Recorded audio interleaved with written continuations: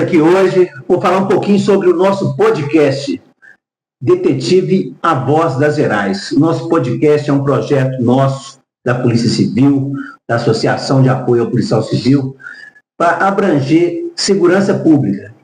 E ele é voltado não só para a polícia, mas também para a sociedade. Nós estamos começando agora, mas ao longo das próximas semanas, nos próximos episódios, nós vamos estar divulgando dicas de segurança, falar sobre os crimes da atualidade, trazer policiais da ativa para falar sobre a criminalidade em si, falar como está operando a Polícia Civil e trazer, como sempre, né, as nossas lendas, os nossos, como se diz carinhosamente, os ferro velho, para contar as histórias, um exemplo de vida de cada um, trazer para a gente valorizar a Polícia Civil de Minas Gerais, que ela sempre foi destaque na área de segurança do Brasil e não pode perder esse lugar. Então, hoje nós estamos aqui com nosso amigo Carlos Tadeu, que eu acho que também muitos não vão conhecer como Carlos Tadeu, mas nosso amigo Montanha.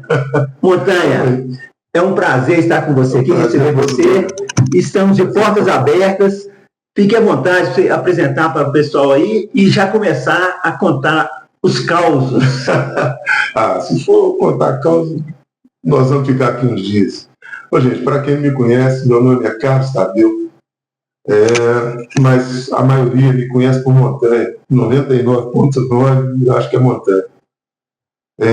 Eu sou da turma 275, com muito orgulho, e nesse ano a gente está fazendo 40 anos que nós pisamos pela primeira vez dentro da Academia de Polícia Civil do Estado de Minas Gerais.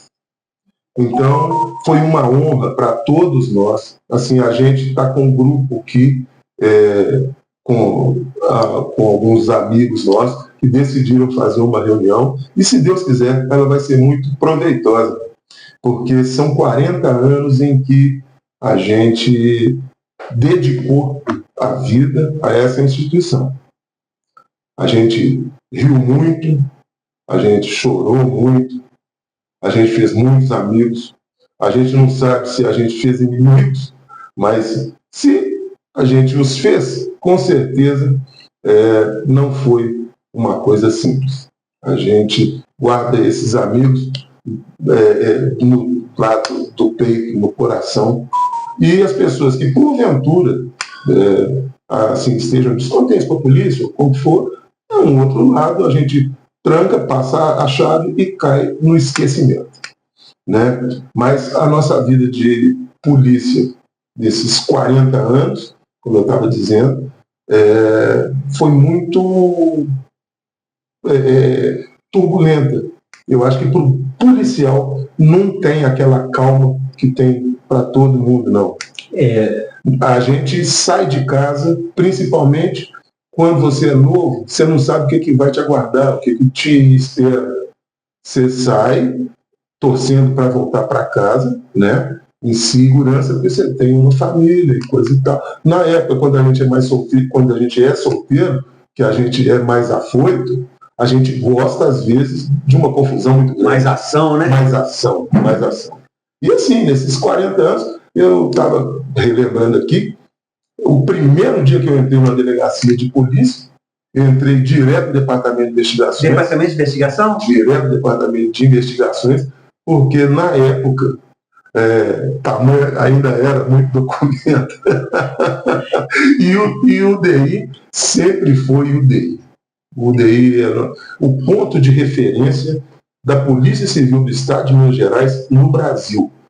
Porque é aquela história. Se você falar na Polícia Civil do Estado do Rio de Janeiro, você vai lembrar da Polinter, de cara. Se você falar da Polícia Civil de São Paulo, você vai lembrar do DEIC, de cara. Você falava Polícia Civil de Minas Gerais, né? É o cartão postal, Departamento de Investigações, onde eu fiz grandes amigos, tive grandes chefes. Quando eu cheguei no DI a primeira vez, mas a turma de recém-formado, Antônio Lara Rezende nos recebeu o gabinete dele. A gente estava vindo de uma fase em que não havia concurso público há muitos anos. Por exemplo... Aparecer na atualidade, então, né? Exato, só que a nossa turma, só de investigadores, foram 600 e poucos.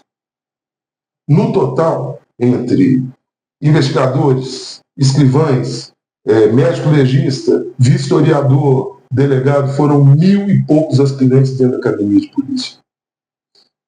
Sempre preservando a disciplina, a hierarquia, e todo mundo não era funcionário público, todo mundo queria ser policial civil, fazia carreira. Então nós fomos muito bem recebidos, quem foi do departamento de investigações, né, pelo Antônio Lara Rezende, delegado assim, rigoroso, né? E eu lembro da primeira pergunta até hoje: quem tem carteira de motorista? Eu não tinha, a maioria não tinha, uns 2 ou 3 tinham, levantaram a mão, ele falou homicídios, porque ela precisava de muito motorista e coisa e tal, né? E foi. Mandaram alguns para falsificações e defraudações, outros para ordem econômica, outros para Polinter, né? Alguns para o setor operacional da Vigilância Geral, e foi ficando eu, mas alguns amigos, né? Que assim, são amigos até hoje, graças a Deus. Aí ficaram 6 ou 8 na sala, os grandões. Aí ele chegou e falou: Vigilância Geral, mas põe no depósito de preso. Aí nós fomos para a Vigilância Geral, onde realmente é uma delegacia que é o meu xodó, pena que não existe mais. É onde assim, a gente fez aquelas amizades sólidas de vida inteira. Dentro da Vigilância Geral eram todos irmãos. E era uma escola, né? A escola. Porque a escola. Eu lembro, eu trabalhei na Fluxos e Roubos, na época tinha também assim, a carceragem. Então, a carceragem era uma escola que você se conhecia toda a vagabundagem. Fulano de tal, lá no bairro Eldorado, entrou na casa, mas ele tirou o sapato antes. É fulano. Tinha os modos operantes. Pode correr atrás, que é fulano mesmo, ele é o único que tira sapato e coisa. Tinha muita informação. O depósito de presos foi uma escola. Uma escola tanto profissional quanto escola de vida. De vida principalmente, né? Porque por ali passaram seres assim que viraram lenda, viraram filme. Tem isso tudo. Alguns famosos, alguns muito famosos, que eu vou falar, mas não vou citar nome, mas até essa semana falou, mas esse cara ficou preso no depósito de preso. Falei, ficou, a ficha dele estava lá, ele ficou preso 2 dias por contravenção em Belo Horizonte. Cara milionário ficou lá 2 dias. Ou tantos outros, né? Cliente do Montanha. Não, né? Fica doido. Aquilo era uma coisa. Por quê? Você trabalhava demais, você tinha horário para chegar, não tinha horário para sair, porque sempre tinha uma confusão. E aquilo foi. Aí depois eu fui convidado para ir para uma equipe da Vigilância Geral que chamava equipe de captura. A captura. Essa então, aí foi que se eu já tinha amor pela coisa, né? Aí foi que foi mais ainda. Mas nunca me desliguei do depósito preso. Por quê? Porque lá eu fui de a classe especial, dentro da Vigilância Geral, com o depósito de preso ali, né? Tive grandes inspetores. Meu primeiro inspetor, Elair Alves Marcelino, uma pessoa que eu tenho muito respeito. Fiquei sabendo que está vivo e gosta de boa saúde, está no interior de Minas. Nós só precisamos achar ele. Então. Nós temos que achar. Elair Alves Marcelino, um cara que... E aí vieram outros chefes, assim, cara que se aprendia demais, né? Cara assim, que te dava lição de vida. Pessoas que a gente encara, a gente não pode citar muitos nomes, porque a gente pode injustiçar alguém, né? Mas assim, tiver Odilon de Souza, o Pai Arroxo, já bem mais para frente, né? A gente já estava mais prático nisso, a gente já era mais... saber polícia ninguém sabe tudo de polícia, mas a gente já... sempre aprendendo. A gente estava aprendendo ainda, né? E outros, nossa, uma infinidade deles. A gente fazia isso e assim, a gente não tinha estrutura para se fazer. Assim, com o coração, né? Imagina hoje você pegar um preso perigoso, vamos colocar um preso perigoso da época, Mão de Seda, esqueci o nome dele agora, me faltou, né?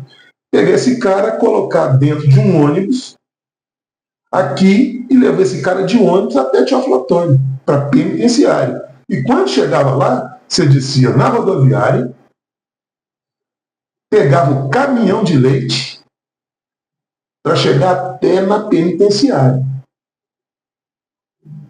E isso era assim, você tinha que fazer e voltar logo, porque se você perdesse o caminhão do leite na volta, você ia ter que marchar, meu amigo, muitas horas no meio do mato. Era isso. Era tudo difícil, tudo, né? Saía daqui para Juiz de Fora, descia na rodoviária. Juiz de Fora sempre foi muito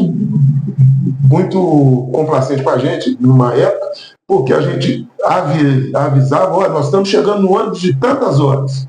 Eles iam buscar a gente lá na rodoviária, passava lá na regional. Juiz de Fora sempre despontando, né? De lá, a gente ia até para Santa Terezinha, né? Aí eles voltavam, já deixavam a gente na rodoviária de novo, para a gente voltar para casa. E isso foram anos e anos de estrada. Uma das coisas que eu agradeço à Vigilância Geral, eu tenho certeza que todos os meus amigos que trabalharam lá também agradecem, é de ter conhecido o estado de Minas Gerais. O dia que reunia os policiais da Vigilância Geral, que não tinha viagem, era festa. Porque às vezes um ficava 15 dias sem ver o outro, 20 dias sem ver o outro, porque quando chegava, o outro estava indo, estava indo, e ali a gente levava essa vidinha. E mais as responsabilidades da própria delegacia. Porque tem gente que falava assim, a Vigilância Geral é só para tomar conta de preso. Não.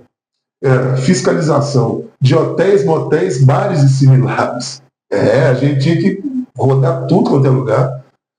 Levantamentos de explosão, incêndio e desabamento também era com a gente. E tinha o nosso xodó, que era o setor de desaparecidos, que depois virou uma delegacia. Virou delegacia. Cristina Coelho. Exato. Começou a doutora Cristina Coelho como delegacia, mas ela trabalhou nela na Vigilância Geral. Que legal. Quando ela era adjunta, doutora. Ela era adjunta de Vigilância Geral e assumiu a delegacia de pessoas desaparecidas. E assim, nossa, N delegados que passaram por lá, pessoas assim, os tiros então, né, muitos até chegavam, um deu uma entrevista dizendo que nós éramos os anjos das pessoas desaparecidas. Deu uma confusão danada, mas graças a Deus foi tudo assim, levado como uma brincadeira, que negócio. O índice de localização era enorme, era muito alto, e casos assim que alguns que, tipo, o filho matou a mãe sumiu e a conta bancária dela continuava sendo movimentada, ela vendeu o carro, comprou o carro, fez um tanto de coisa, depois ela morre. E nós descobrimos, viemos a apurar isso, a equipe fez isso aí, né? Foi um trabalho muito legal. Outra, um açougueiro que tinha desaparecido no bairro São Bernardo, né? O cara desapareceu, coisa e tal, passou muito tempo e a gente investigando, perguntando se tinha alguma coisa que poderia ser. Aí nós fomos no antigo serviço dele, mas não tem nada. Aí, no açougue onde ele trabalhava, um colega dele falou, olha, tem um fato muito interessante. Uma semana antes dele desaparecer, ele mandou fazer uma dentadura nova. E brincando aqui, ele foi comer um pedaço de rapadura. E o dente dessa dentadura nova soltou. Ele ficou muito emputecido e falou, nossa, mas que coisa chata. Isso me custou muito dinheiro. Quer saber de uma coisa? Vou colocar esse dente no cofre. Colocou o dente lá no cofre. Nós falamos, você tem esse dente aí? Tem. Aí nós fomos olhando, fazendo os nossos levantamentos, chegamos no IML.